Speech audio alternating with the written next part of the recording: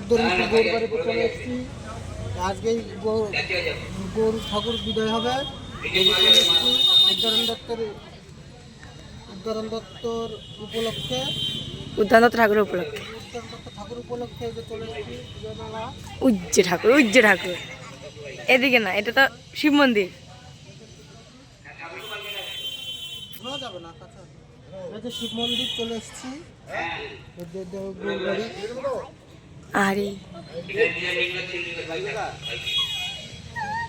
নাজানিপুর চিনা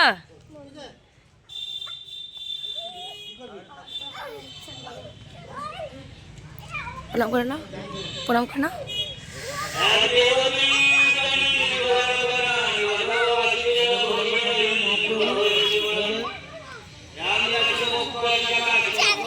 গৌরনীতা বলরাম আজকে বিদায় নিয়ে নেবে, আর কিছুক্ষণ পরে চলে যাবে। এই সাইডে আছে, 1 বছর পর এই সাইডে আছে উদ্যান দত্ত ঠাকুর। এটা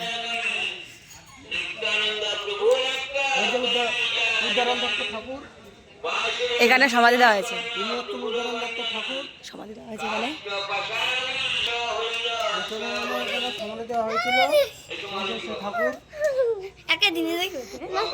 শুভ সকাল, হ্যালো গাইস, 1 বছর পর